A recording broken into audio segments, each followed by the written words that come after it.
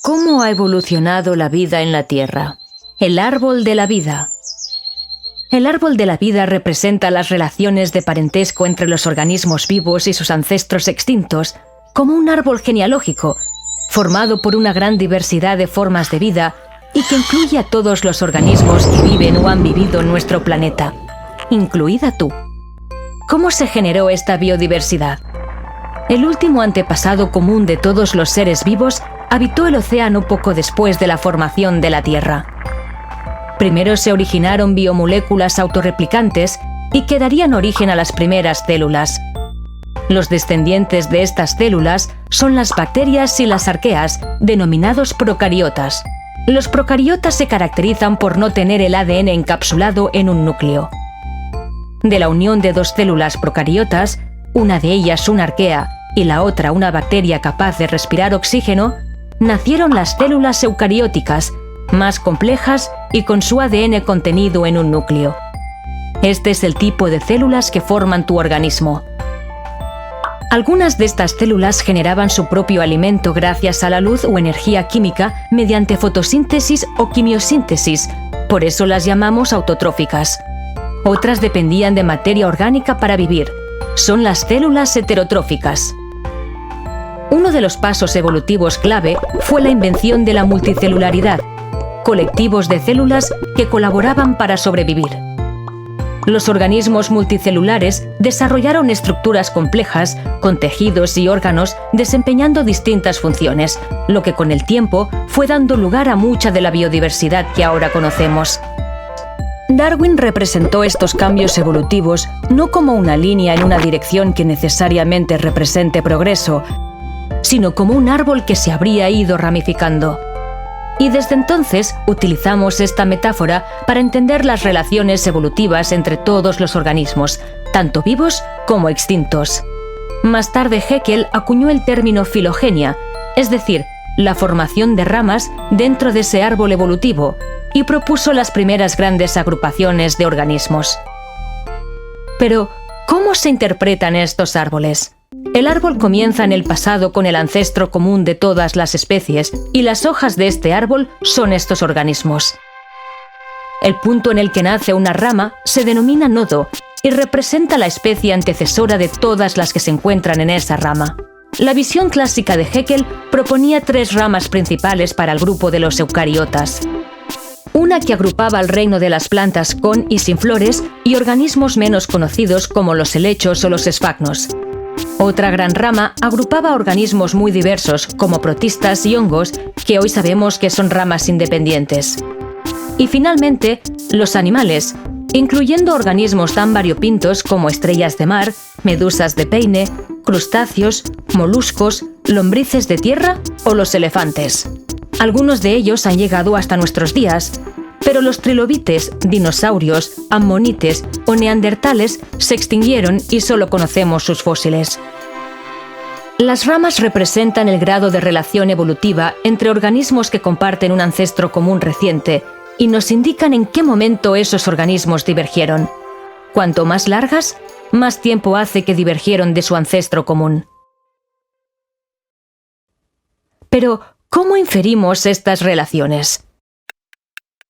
Primero, en la naturaleza, recogemos especies cuya posición en el árbol de la vida queremos comprender. Aunque para algunos organismos sus características morfológicas ya nos dan pistas sobre sus relaciones de parentesco, por ejemplo, los mamíferos se definen como organismos con 4 patas y cubiertos de pelo, como nosotros, los tigres o los elefantes.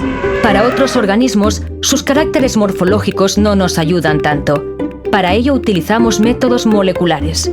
Extraemos su material genético, en particular el ácido desoxirribonucleico o ADN, lo secuenciamos en el laboratorio y esas secuencias, en las que se definen las características de los organismos, se exploran mediante análisis bioinformáticos. El ADN está compuesto de 4 nucleótidos: citosina, guanina, adenina y timina, que se ordenan de manera diferente en los genes de cada organismo.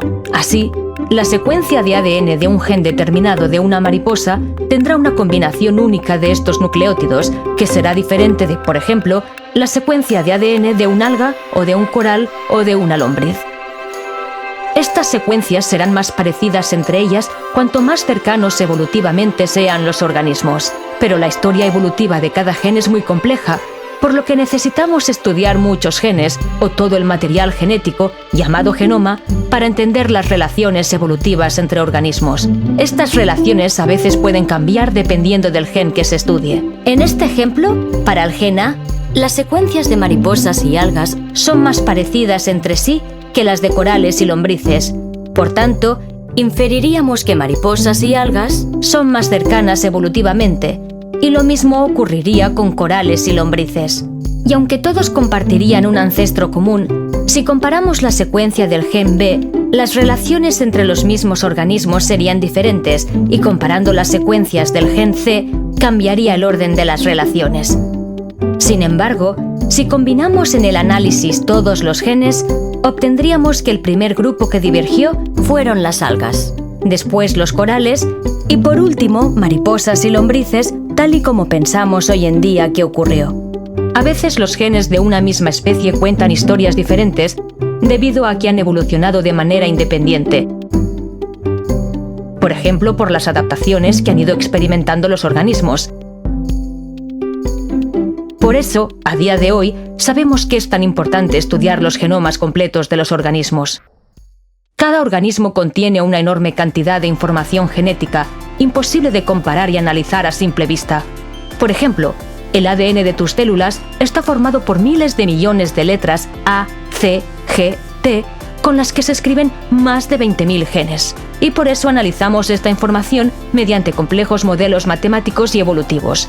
Con tal cantidad de secuencias, estos análisis pueden llegar a tardar hasta un año en completarse. La reconstrucción del árbol de la vida es un área de investigación dinámica y en constante desarrollo, y la posición de las ramas puede cambiar mucho dependiendo de los modelos y algoritmos escogidos y de los organismos y especies incluidas en el análisis. Todavía hay ramas del árbol de la vida que no sabemos dónde colocar, y es posible que su aspecto cambie tras deletrear los genomas de muchas especies y de incluir la biodiversidad que aún nos es desconocida.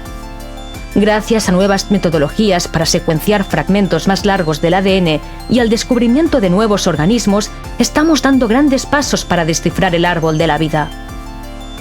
En España contamos con una gran comunidad científica trabajando en entender las relaciones evolutivas para avanzar en nuestra comprensión del árbol de la vida y su evolución. La red colaborativa multidisciplinar y de excelencia Life Hub del CSIC nace con el propósito de conectar a esta comunidad en un engranaje de plataformas de comunicación, formación y colaboración con el objetivo común de responder a un reto global: estimular la generación de ideas y proyectos transversales para comprender el origen de la vida, su evolución y su diversidad, y quizá su síntesis en el laboratorio.